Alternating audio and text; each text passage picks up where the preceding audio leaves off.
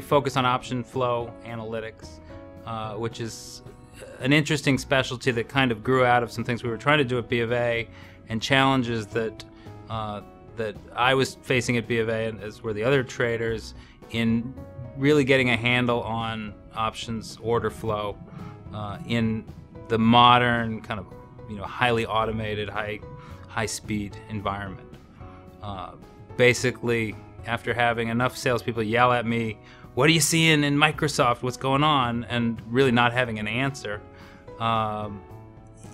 it dawned on me that you needed something very, a very specialized tool to assemble the data, identify as much as you can about the trading activity. Is it normal? Is it heavy? Is it concentrated in out-of-the-money calls that expire in 3 days, or is it spread out across multiple strikes, that kind of thing.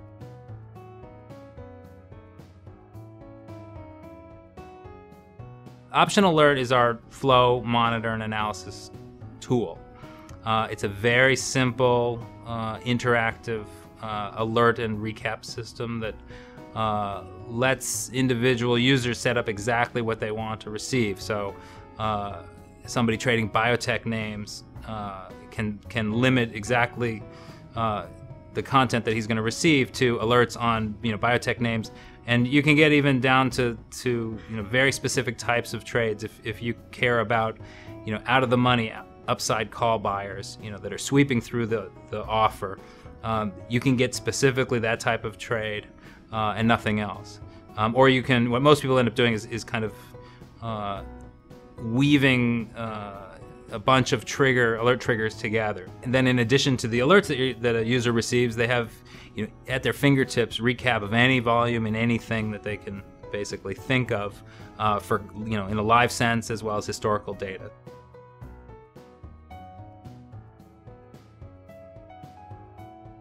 Customers want to hear market color.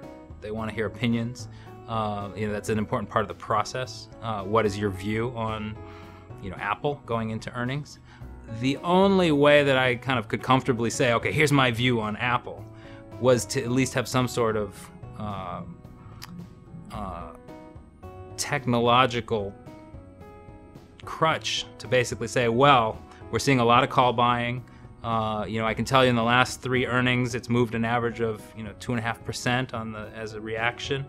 The open interest has grown in the 450 strike, and so my view is that the paper is positioning for an upside event, and that I can say kind of based on the data, and I'm comfortable doing. So that was really kind of where it came from. Is you have to have an answer to what's going on in the market.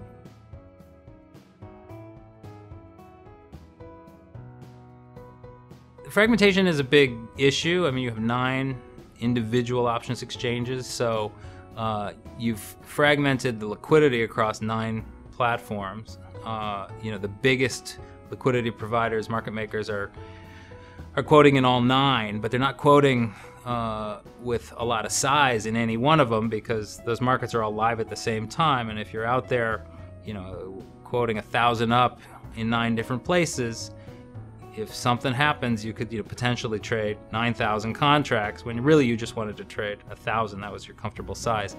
The buy side or customer response to that is these smart routers that some of the brokers have put together, which uses kind of an intelligent approach to go and source as much liquidity as possible. And for us, the fragmentation is kind of an opportunity to help people and put it back together. So I mentioned the sweep alerts that the system fires out. When you have 9 exchanges and you see one option trading in 5 of them at the same time, you actually can put that back together and say, oh, somebody just bought 1,000 lot, but they did it using a router and it traded in 6 different places, and each piece was an odd size. But if you look at it over the second or 2 that just elapsed, it adds up to a nice even 1,000 lot.